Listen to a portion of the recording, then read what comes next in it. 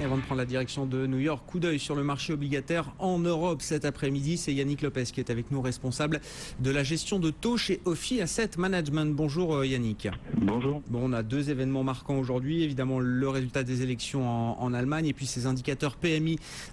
Première estimation pour le mois de septembre pour l'Allemagne, la France et l'ensemble de la zone euro qui sont tombés ce matin. Le résultat des élections allemandes, bon, ça n'est pas une surprise. Enfin, en tout cas, ça laisse le marché obligataire sans réaction aujourd'hui, Yannick. Faible réaction, effectivement. Je crois que c'était globalement très largement attendu. Ce qui est assez surprenant, c'est l'ampleur de la victoire de Madame Merkel. Deuxième petite surprise qui doit l'embêter un petit peu, c'est sans doute le seul point en zone d'ombre en fait au tableau, c'est que c'est le parti des libéraux, le FDP, qui devrait sortir du Bundestag, ce qui risque d'obliger Madame Merkel à négocier avec le SPD de Monsieur Steinbrück pour former un gouvernement, enfin une grande coalition. Mais effectivement, ça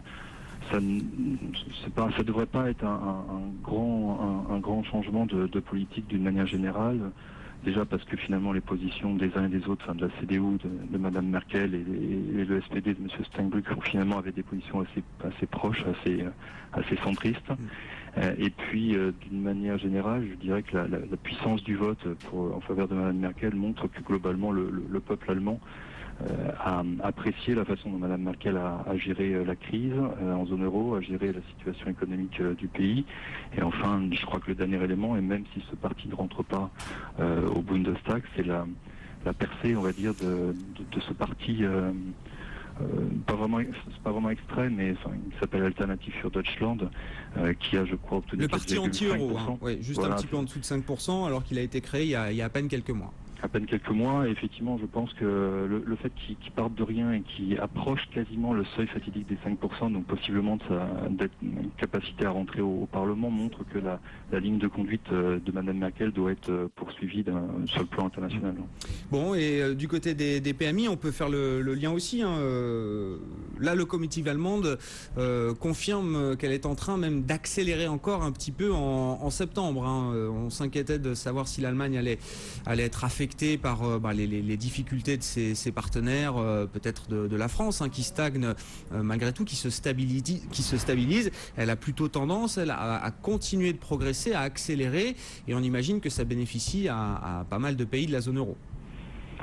Bon, c'est vrai que l'environnement macro en Europe continue pour l'instant à délivrer des signaux relativement positifs. C'est vrai que le PMI sorti ce matin, globalement, même si ça a un petit peu baissé sur le manufacture en France, également en Allemagne, bon, globalement, au niveau agrégé en zone euro, on est sur des niveaux de 52,1 exactement sur le composite, c'est-à-dire c'est le 6e mois de hausse.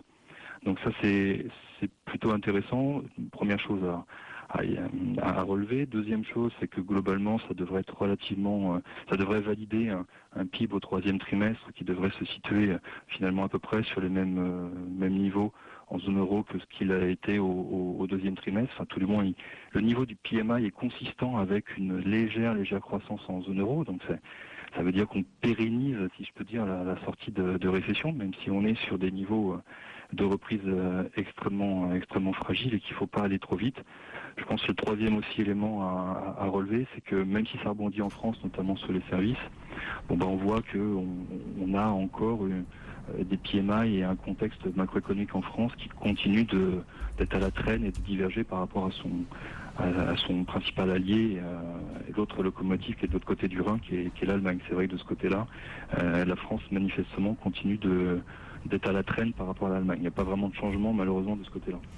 On s'est stabilisé effectivement en France avec un PMI composite, donc l'indice manufacturier et services qui s'élève au-delà de 50, tout juste pour la première fois depuis 19 mois même. Merci Yannick Lopez, responsable de la gestion de taux chez Ophi Asset Management. Pas de gros mouvement donc aujourd'hui sur le marché obligataire. 1,95% pour le 10 ans allemand, et notez à l'instant les dernières déclarations de Mario Draghi qui s'attend à une poursuite de la reprise pendant le trimestre en cours en zone euro malgré une faible production industrielle pour le mois de juillet.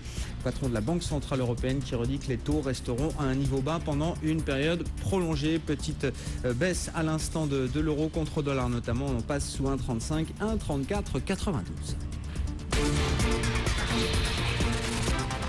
BFM Business, numéro 1 sur l'économie.